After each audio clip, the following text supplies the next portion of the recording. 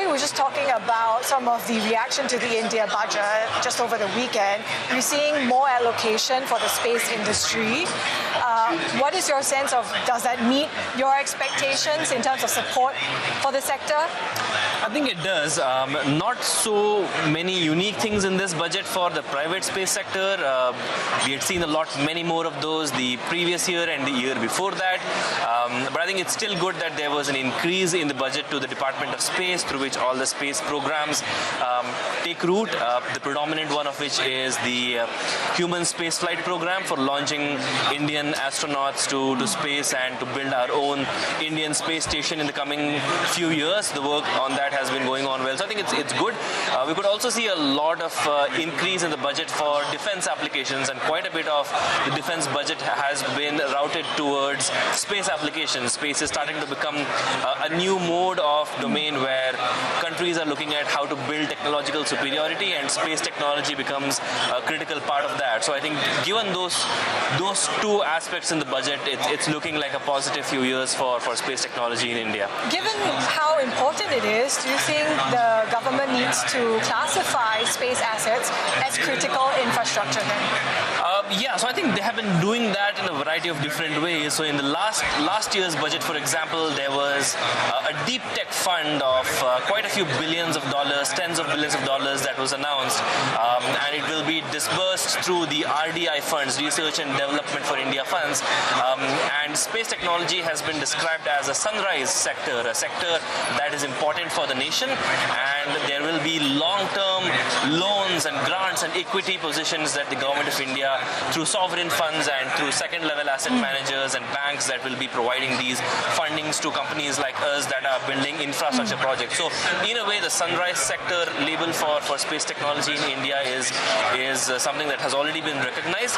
But I think, looking forward, a lot more procurement of services from space technology companies will just catalyze the economy in India a lot more than just grants and equity positions. Is that the primary source of funding for your company, or do you also get a lot of interest from local VCs? What is the proportion of funds? Yeah, so I think, just taking a little bit of a broader look at the VC ecosystem in India for space technology.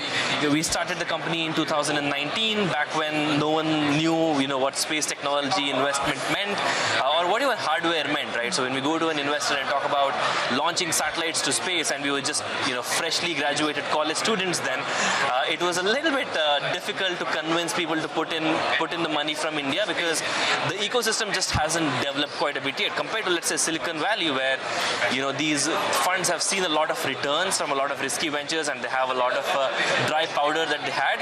And so we had to bring in a lot of international investment into Pixxel. The first two rounds of funding were from Indian angel investors and funds, but when we went to our Series A of $27 million or our Series B of about $60 million, those were led by international organizations from the US, from the UK, and the Indian VC ecosystem is gradually catching up. But I think, for the large rounds still, the opening up of the FDI, the foreign direct investment policy in India, was a critical aspect in sort of catalyzing that. Yeah. So most of the funding that has gone into Indian space tech companies, you're right, is that it has come from venture capital and private equity funding, but we need to start seeing a lot more of government procurement as revenue that will really make the ecosystem go that next level higher. And you just clinched a key contract as well, but I wanted your thoughts. I mean, we talk about this hyperspectral imaging, right? What is the difference in that kind of technology and what it enables companies and perhaps governments to do? What are some of the government applications that you're seeing in this? Yeah, so when we started the company in 2019, there was a very simple vision. Let's build a health monitor for the planet. Just like humans can go to a hospital and get regular health checkups to see what's going right and wrong with our body, we need to be seeing what's going right or wrong with the body for planet Earth. And we said, okay, satellite data seems to be the data set for us to be able to see it at such large scales and bring in artificial intelligence to build what we call planetary intelligence.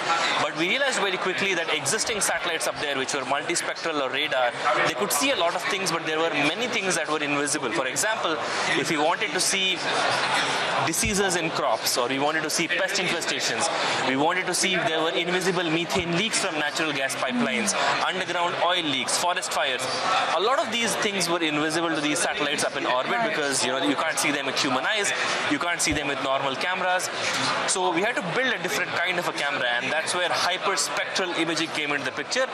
What these cameras do basically in a very simplified fashion is they take all of the light coming into the camera and they split them into hundreds of wavelengths. Human eyes can see only 3 wavelengths, red, green and blue, whereas our hyperspectral cameras can see hundreds of wavelengths, 300 to be precise. And so what that means is when we are looking at a farm, we are not only seeing that it's a farm and that it's green, we are seeing if there is a change in the spectral signature. It's like supervision in a way, right? It's like an X-ray machine from space. Given these sort of possible national security or government applications, have you seen, given how space is such a hotly contested arena, against the geopolitical backdrop, have you seen increased demand for your products? We have, yeah. Even before we launched our Firefly hyperspectral satellites last year, which were our flagship commercial satellites, we had ended up signing, about $100 million or so worth of contracts the few months before that in anticipation of the launch. And that just goes to show that a lot of customers globally in the defense and intelligence space, in the agriculture space, in the oil and gas space, they had a pent-up demand for seeing more things on planet Earth. And when we said we are providing hyperspectral data, they kind of jumped on the chance that, okay, if you're going to provide data in XYZ parameters, we will absolutely pay for it and buy it. And so we already had a large portion of the customers ready to start buying data before the satellites even went up. Okay. And that's just keeping on increasing year on year. So India, an important market for you. Where else? Where are your markets of priority? Yeah, so the United States has been a big market from day one. We work with the NASA, the National Aeronautics and Space Administration, for a lot of earth science related use cases. We've had contracts with the NRO, the National Reconnaissance Organization, for a lot of intelligence related use cases in the US. We work with a lot of European companies as well. We work with Australian companies like Rio Tinto for mining related operations. So I think we have clients right now in every continent except Antarctica.